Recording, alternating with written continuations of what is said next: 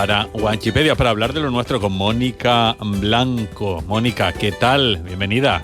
Hola, ¿qué tal? Buenas tardes a todos.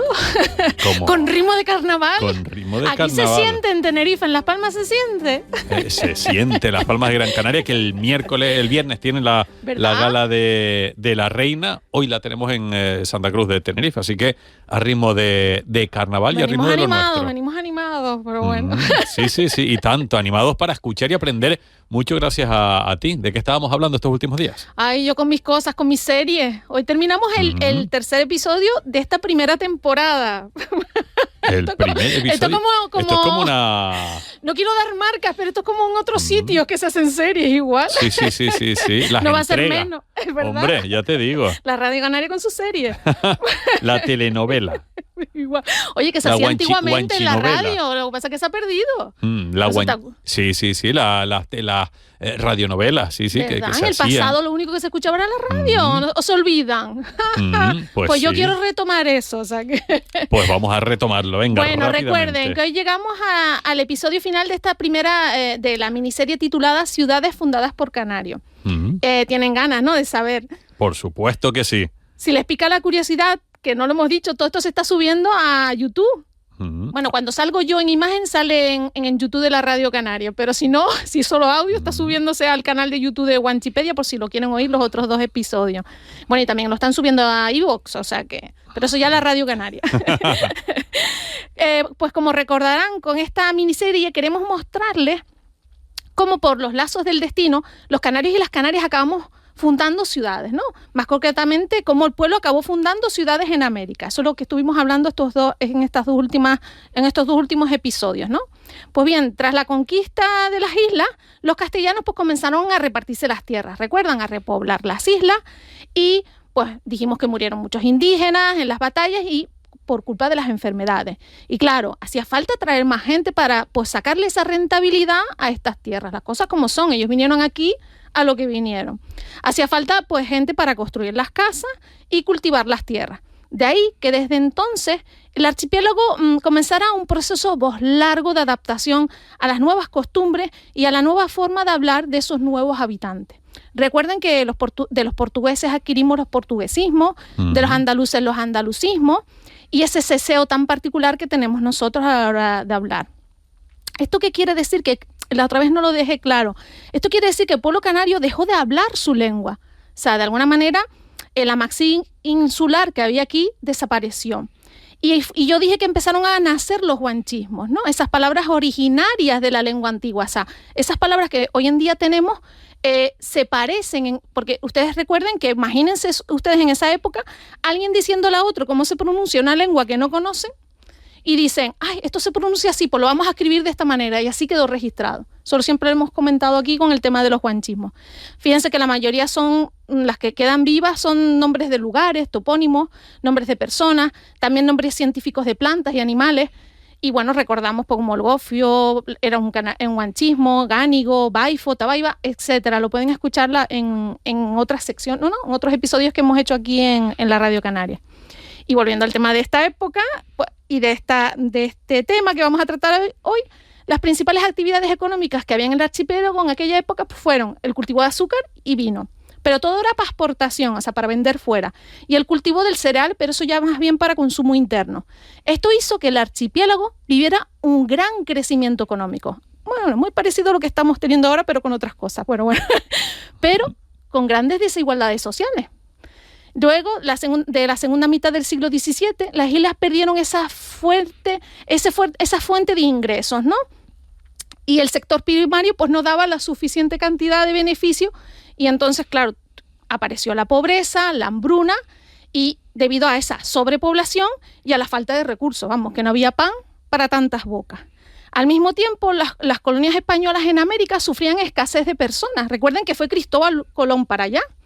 Es decir, no había suficiente gente que pudiera trabajar las tierras, defender los poblados de los ataques de piratas, que también hemos hablado aquí de los ataques de piratas, y luchar contra otras potencias como Inglaterra o Francia, que querían poseer las colonias españolas en América. Ustedes imagínense cómo era de ajetreada aquella época.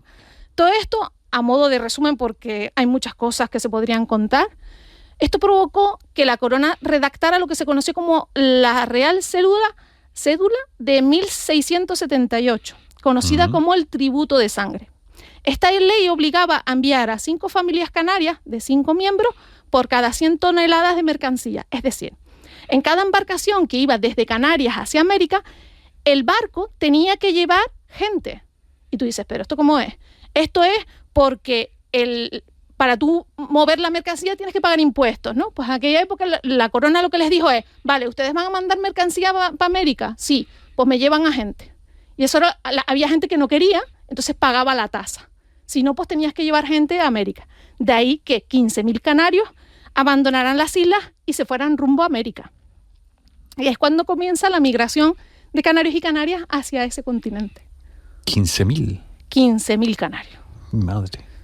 Yo veo que eran bastantes para todos los jaleos que claro, había. y más teniendo en cuenta la población de la época, Claro, si es un porcentaje, son muchísimos. Ten en cuenta que eran 1678, lo que dijimos. Se mezclaron con portugueses, también se mezclaron los canarios, sobre todo mujeres, con portugueses, con andaluces, y esos hijos, de ahí serían esos hijos los que fueron para allá. Eso es lo que se supone por los años de diferencia. Por la gran mayoría de la población isleña que migró de Canarias a América procedía de Tenerife, pues era la isla con mayor dependencia de la explotación de azúcar y del vino. La Gomera y el Hierro fueron las siguientes en importancia migratoria. Entonces, a mediados de 1726, mira todo lo que pasó después, zarpó desde Tenerife el navío de Nuestra Señora de Encina, con más de 20 familias canarias. Una vez que llegaron a lo que es hoy el actual Uruguay, fundaron la ciudad de Montevideo.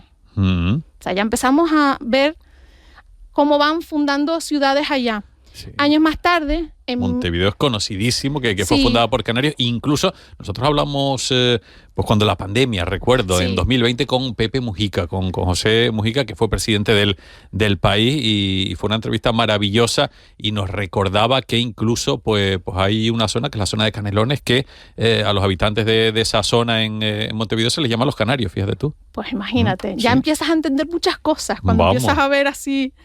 Pues después, años más tarde, partieron de Canarias otras 15 familias, 57 hombres, mujeres y niños, su mayoría de Lanzarote, pero también incluían Gran Canaria, gente de Gran Canaria, palmeros y tinerfeños. Estas familias fundaron la actual ciudad de San Antonio, en el estado de Texas. San Antonio, Texas, sí. Efectivamente. Fíjense que les voy a contar una cosa muy curiosa. Tras 44 días navegando, ojo, que después nos quedamos, los isleños llegaron al puerto de La Habana. Y desde allí, pues pasaron a Veracruz por otra embarcación y llegaron a México. Y llegaron a San Fernando de Béjar, la actual ciudad de San Antonio, que antes se llamaba así, a mediados del año 1731. Casi un año después, o sea, tardaron un año entre la embarcación, entre las carruajes y todo hasta llegar allí. Me acuerdo también, en este caso, Alfonso Chiscano, que fue un médico, un cardiólogo, me parece que era pues bueno, el máximo exponente de lo que es la unión del pueblo de San Antonio de Texas con Canarias. Falleció desgraciadamente hace unos pocos años. Su hijo ha seguido manteniendo ese legado, y los canarios de San Antonio de Texas también pues tienen muchos recuerdos y mucho vínculo con lo que es el archipiélago canario. Canarias. Pero ojo, una cosa curiosa, cuando los canarios llegaron a ese lugar ya estaban allí los frailes. ¿Te acuerdas que siempre se hacía eso? Llegaban los frailes primero, miraban, convencían al pueblo, calmaban las aguas, la religión calmaba las aguas, y entonces, pues nada, pues esa gente ya estaba ahí 10 años antes de que llegara este barco. O sea, que ya se estaba como enseñando a la gente de que iba a venir otra gente, que se iba a poblar, y bueno, adaptando un poco a los nuevos habitantes. Luego, en agosto de 1731, se creó el primer gobierno oficial en la zona, un cabildo formado solo por canarios. Y este fue el cabildo que decidió construir una catedral en honor a la Virgen de Candelaria. ¿Ah, sí? Como les estoy contando. La catedral más antigua de los Estados Unidos es esta. Y se sitúa en el interior una réplica de la imagen de la patrona de Canarias. ¿Ah, eso no lo sabías? Pues no, pues me dejas loco. Sí, es la catedral de San Fernando. Si la quieren buscar, lo buscan y es así. Y durante los primeros 100 años de historia de esta ciudad, todos los alcaldes fueron descendientes de esos mismos canarios. Ahora bien, todo terminó en 1836, cuando en ese mismo año fue cuando se reconoció como una ciudad independiente de España, cuando se declaró la República de Texas. Los amantes del cine del oeste recordarán una película de John Wayne llamada El Álamo, que está basada en la batalla que tuvo lugar en esa misión del Álamo, y en la que se cree que participaron descendientes de estos colonos canarios. O sea que Todo se hila, todo se junta, todo vas uniendo hilos. Ya lo veo. Y ahora existen otros momentos de la historia donde tuvo lugar una importancia pues en nuestra cultura, ¿no? Que fue cuando los canarios fueron a Venezuela y estaban buscando pues una vida mejor. Los primeros hombres y mujeres de origen canario que llegaron a este país se asentaron en Caracas y La Guaira y establecieron allí una colonia muy importante.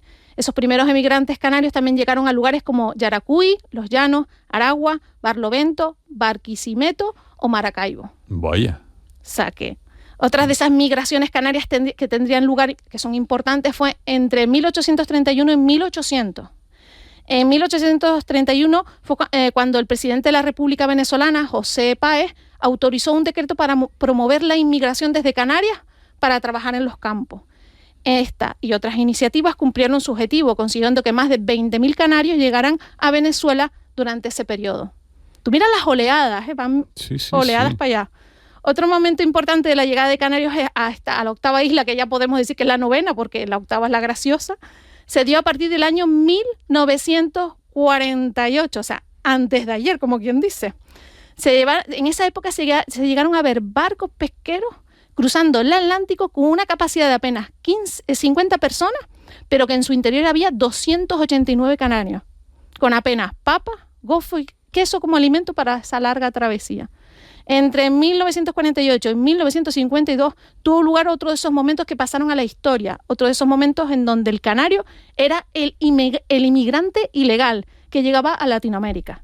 Estoy hablando de la triste y famosa embarcación La Elvira, no sé si lo has escuchado hablar, que llegó a Venezuela tras una durísima travesía atlántica. Busquen información porque de ese tema se habla mucho, de cómo llegaron los canarios y en qué condiciones llegaron ahí. Que no se nos olvide la dura realidad que vivió Canarias en pleno siglo XX, la dura realidad de la inmigración canaria a Venezuela. Que eso hay que recordar el pasado, como dije yo, conociendo el pasado se entiende el presente y se cambia el futuro. Pues hay que conocer esas cosas. Esas imágenes de los canarios que llegaron en pésimas condiciones a Venezuela en el año 1950 causaron mucho revuelo. De ahí que el gobernador Pérez Jiménez acordara con Franco la reducción de los trámites migratorios de Canarias a Venezuela, lo que favoreció la entrada de unos 60.000 canarios entre 1951 y 1958. Finalmente se produjo una llegada de canarios a partir de 1973, pues debido a la crisis que azotaba al archipiélago en esa época. Y bueno, y desde finales de los años 80 y más intensamente en este siglo XXI, ha tenido lugar el proceso inverso. Miles de canarios y venezolanos han llegado a Canarias procedentes de Venezuela. Datos no oficiales señalan que más de 80.000 son los venezolanos residentes en Canarias. Esta conexión de Canarias y Venezuela a lo largo de la historia ha generado puntos de unión a nivel cultural. De ahí que tengamos pues tanto vocabulario en común con ellos, con Venezuela y muchos países de Latinoamérica. Pues esa es la historia de los canarios, que fundaron ciudades importantísimas, incluso a día de hoy, en el continente americano. Qué bonito y lo que hemos conocido y aprendido gracias a Mónica Blanco una semana más. Mónica, un placer, será hasta la próxima. Sí. A ver con qué nos sorprende. Canarismos, preparen el teléfono porque vamos a jugar. Un saludo. Chao. Canarias al cierre. Víctor Hugo Pérez.